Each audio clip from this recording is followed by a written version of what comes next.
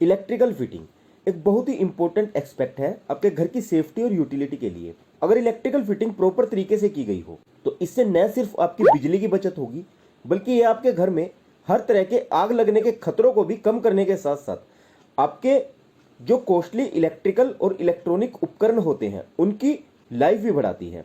इसीलिए मकान बनाते समय बिल्डिंग या हाउस ओनर को इलेक्ट्रिक वर्क पर भी जरूर ध्यान देना चाहिए इलेक्ट्रिकल वायरिंग के दौरान। इसके साथ साथ आपको वायर की क्वालिटी और इलेक्ट्रिकल अप्लायंसेस की स्पेसिफिकेशन का भी ध्यान रखना बहुत जरूरी है। आपकी केयरलेसनेस और इलेक्ट्रीशियन को प्रॉपर नॉलेज न होने के कारण आपको बाद में बहुत भारी नुकसान उठाना पड़ सकता है, जिससे समय और पैसा दोनों बर्बाद होंगे। इसीलिए इलेक्ट्रिकल फिटिंग के समय आपको कुछ जरूरी बातें जरूर ध्यान रखनी चाहिए। तो आज की इस वीडियो में आपको एक अच्छी इलेक्ट्रिकल फिटिंग की कुछ एक्सटेंसिव इंफॉर्मेशन या टिप्स देखने को मिलेंगी जो गारंटेड आपके बहुत काम आने वाली है इलेक्ट्रिकल फिटिंग करवाते हुए। तो अगर आप ये टिप्स जानना चाहते हैं तो वीडियो में बने रहिएगा। चलिए वीडियो को शुरू करते हैं बिना किसी बकवास के। टिप नंबर 1, सबसे पहली बात, अपने इलेक्ट्रिकल वर्क्स के लिए आपको हमेशा एक प्रोफेशनल और अच्छा इलेक्ट्रीशियन हायर करना चाहिए जिसे लेटेस्ट इंडियन इलेक्ट्रिसिटी एक्ट्स और रूल के बारे में अच्छे से जानकारी हो। नंबर 2, जो भी मटेरियल आप इलेक्ट्रिकल फिटिंग में यूज कर रहे हैं जैसे wires, cables, switches, electrical box, MCP, sockets और कंड्यूट पाइप्स सभी अच्छी क्वालिटी के और एक रेपुटेड मैन्युफैक्चरर यानी कि ब्रांड के होने चाहिए। Means as per specification standard quality के होने चाहिए, नहीं तो बाद में दिक्कत होगी। तीसरा, इलेक्ट्रिकल वर्क शुरू करने से पहले ही आप अपने इलेक्ट्रीशियन या कॉन्ट्रैक्टर को बोल दें कि मुझे आप जो भी वायरिंग करोगे उसका एक लेआउट चाहिए जो आपके फ्यूचर इलेक्ट्रिकल चेंजेस में काम आएगा। इलेक्ट्रिकल कॉन्ट्रैक्टर आपको पूरे घर की वायरिंग का लेआउट एक पेपर पर बनाकर देता है कि कहां किस रूम में उसने कंसील्ड वायरिंग डिस्ट्रीब्यूट की है, जो आपके फ्यूचर रेफरेंस के लिए बहुत जरूरी होता है और बाद में किसी भी इलेक्ट्रीशियन को काम करने में परेशानी नहीं होती। तो इस बात का भी आप विशेष ध्यान रखें और इलेक्ट्रिकल वर्क का लेआउट जरूर लें।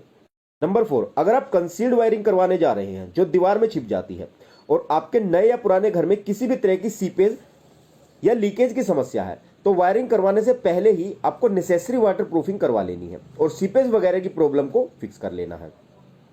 पांचवा, आपको ध्यान रखना है कि इलेक्ट्रिकल वर्क शुरू करने से पहले आपकी दीवारें पूरी तरह मजबूत हों, यानी कि मेरा मतलब है कि उन्हें कम से कम 10 से 15 दिन हो गए हो बने हुए, ताकि इलेक्ट्रिकल पाइप और बोर्ड के लिए झिरी काटते हुए आपकी दीवारें कमजोर ना पड़े। नंबर 6, आपको अपने मकान में हर जगह स्विच बोर्ड की हाइट पहले ही डिसाइड कर लेनी है अपनी सुविधा के अनुसार और आपके बोर्ड पॉइंट भी सेम हाइट सेम लेवल पर होने चाहिए। वैसे स्विच बोर्ड की हाइट ग्राउंड लेवल से 1.5 मीटर की हाइट पर होनी चाहिए।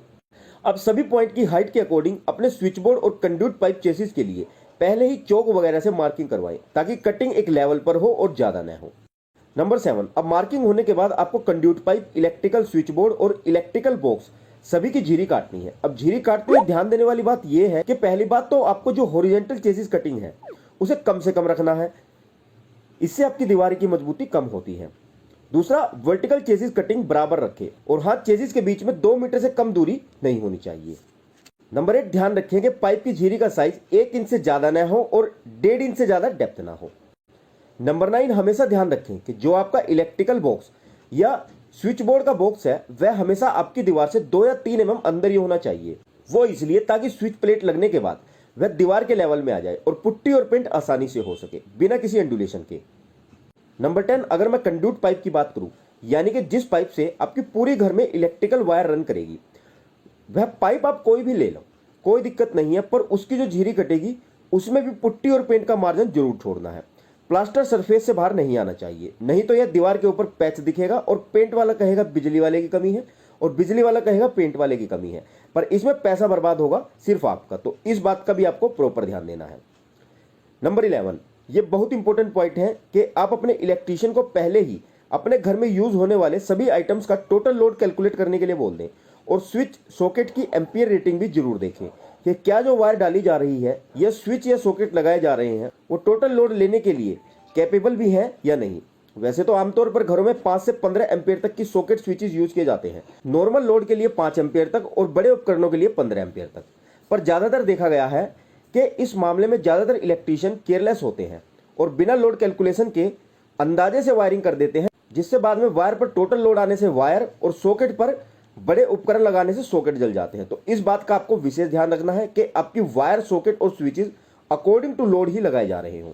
बीच में आने के लिए माफी चाहूंगा और बताना चाहूंगा कि अगर आपका हाउस वायरिंग से रिलेटेड कोई भी क्वेरी या डाउट है तो आप बिंदास होकर हमें हमारे टेलीग्राम ग्रुप पर मैसेज कर सकते हैं, आपको इंस्टेंट रिप्लाई दिया जाएगा। और हमारे टेलीग्राम ग्रुप का लिंक नीचे वीडियो डिस्क्रिप्शन में है। और वीडियो के लास्ट में मैं आपको हाउस वायरिंग से रिलेटेड एक प्रीमियम टिप भी दूंगा जो शायद आपको पता नहीं होगी, तो जानने के लिए आप वीडियो में अंत तक जरूर बने रहिएगा। ओके फ्रेंड्स, तो चलिए वीडियो को कंटिन्यू करते हैं। नंबर 12, आप एमसीबी लोड डिस्ट्रीब्यूशन जरूर करवाएं। यह एक ऐसा बोर्ड होता है जिसमें आपकी सारी एमसीबी लगी होती हैं। इससे फायदा क्या होगा कि अगर आपकी किसी भी एक वायर पर ज्यादा लोड आ रहा होगा तो वह लोड डिस्ट्रीब्यूट हो जाएगा और आपको किसी भी तरह का नुकसान नहीं होगा। तो एमसीबी लोड डिस्ट्रीब्यूशन घर में जरूर करवाएं। नेक्स्ट इंपॉर्टेंट टिप्स है अर्थिंग की।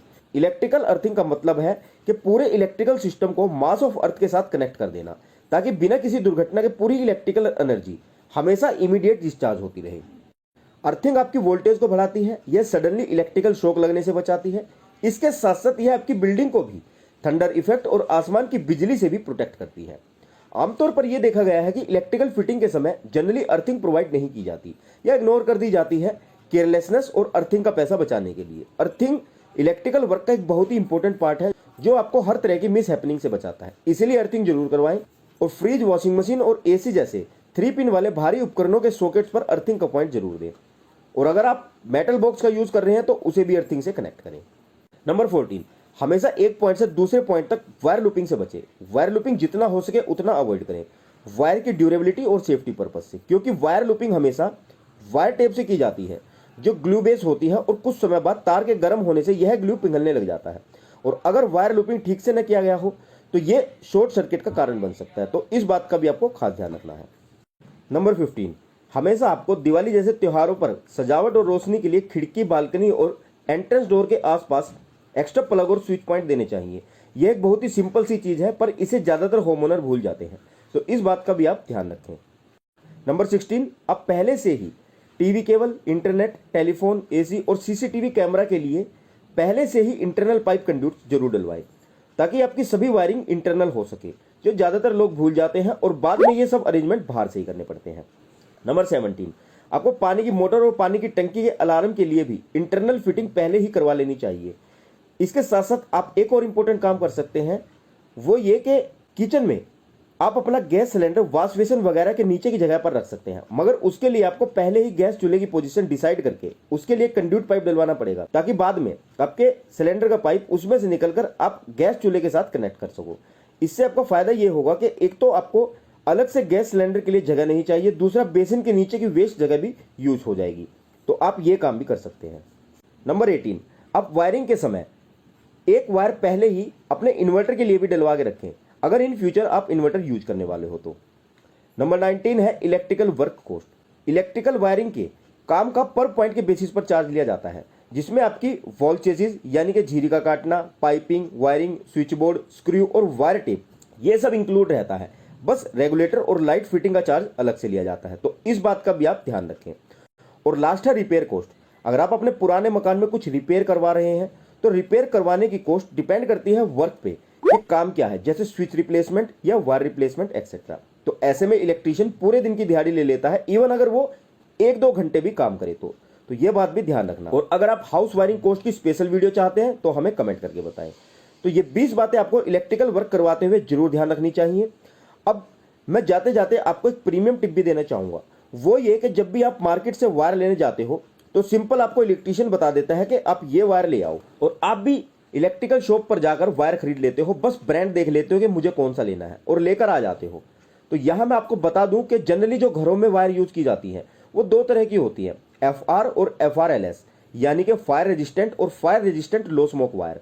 अब आप इन दोनों वायर का डिफरेंस पहले समझ लो। अगर FR फायर रेजिस्टेंट वायर की बात करें तो अगर किसी भी वजह से इस वायर में आग लगती है तो वह सीधा लग जाती है और वायर जल जाती है। पर FRLS की वायर जलने में थोड़ा समय लेती है और न ही इसमें धुआं निकलता है। हाँ, आपको किसी भी फॉल्ट के होने पर पहले ही स्मेल आ जाती है, जिससे आपको पता लग जाता है कि तार जलने वाली है।